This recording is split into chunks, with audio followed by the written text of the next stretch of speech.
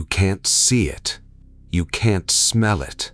You won't even know it's there until it's already inside you.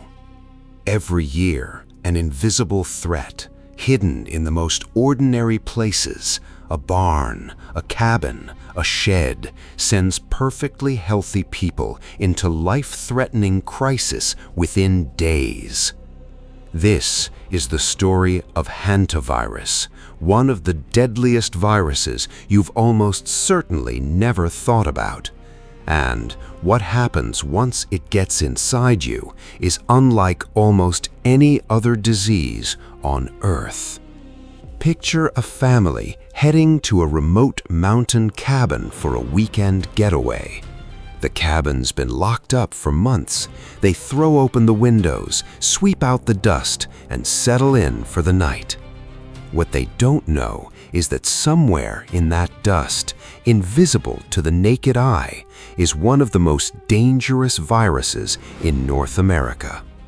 Meet the deer mouse. Small, cute, completely harmless looking. But these rodents are the primary carriers of hantavirus, specifically a strain called the sin nombre virus, first identified in the American Southwest in 1993 after a mysterious cluster of deaths stumped doctors for weeks. Back then, 13 people died within weeks, healthy young adults, no clear cause, no warning. The culprit? A virus that lives harmlessly inside rodent populations, but becomes lethal the moment it crosses into humans. And it does so in the most ordinary way imaginable. But here's the part most people never hear about. You do not have to touch a single mouse to get infected. In fact, the most dangerous moment might be something as simple as sweeping a floor or opening a storage room that's been closed all winter. Hantavirus spreads through the air. When infected rodent droppings, urine, or nesting material dry out and get disturbed, microscopic virus particles become airborne. One breath is all it takes. Smooth, documentary pivot, scientific but accessible. Once those particles are inhaled, the real attack begins, and it is devastatingly clever. Hantavirus targets the cells lining your blood vessels, especially in your lungs. It hijacks these cells, using them to replicate rapidly while staying hidden from your immune system's first response. Here's what makes hantavirus so dangerous. Your immune system eventually detects the invasion and fires back hard, too hard. What doctors call a cytokine storm, an overreaction where the immune system floods the body with inflammatory signals that damage tissue rather than protect it. The result? The lungs begin to fill with fluid. Oxygen can no longer pass through. This condition is called Hantavirus Pulmonary Syndrome, and it can develop in as little as 1 to 5 days after symptoms begin. And here's what makes it so difficult to catch in time. The early symptoms look exactly like the flu. Fever, muscle aches, fatigue, headaches. You'd send yourself to bed, drink some fluids, assume it'll pass in a few days. Most doctors don't even consider hantavirus without knowing a patient was exposed to rodents.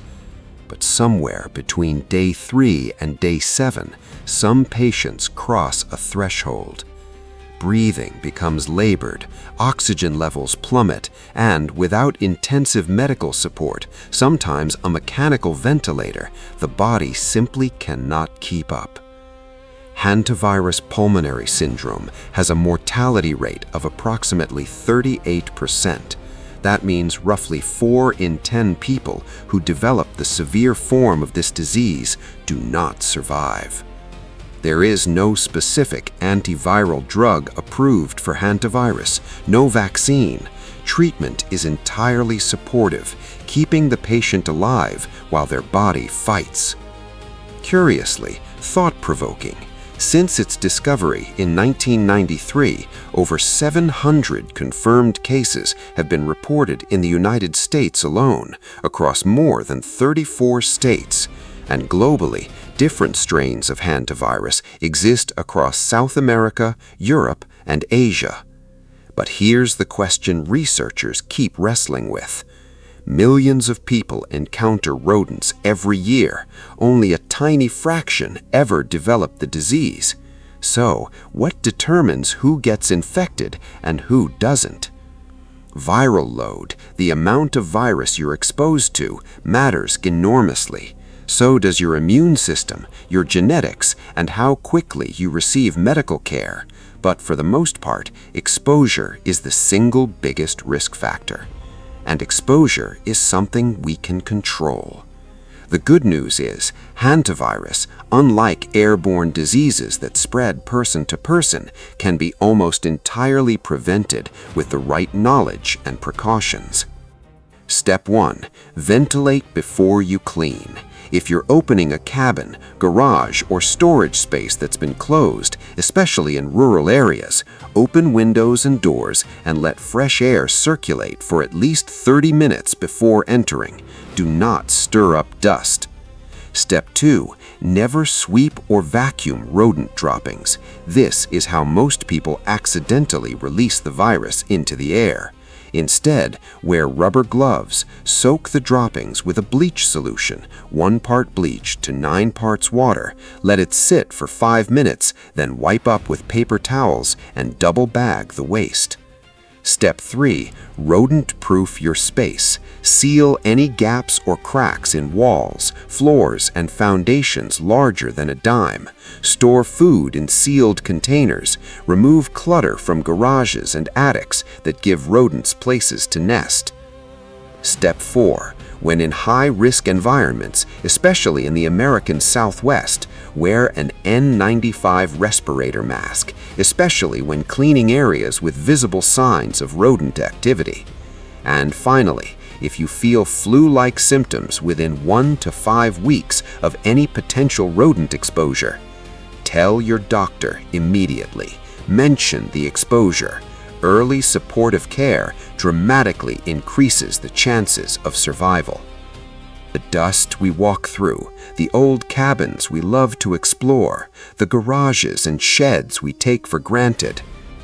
Soft, philosophical, hantavirus reminds us that nature's most dangerous threats are often the ones we cannot see. But knowledge is protection.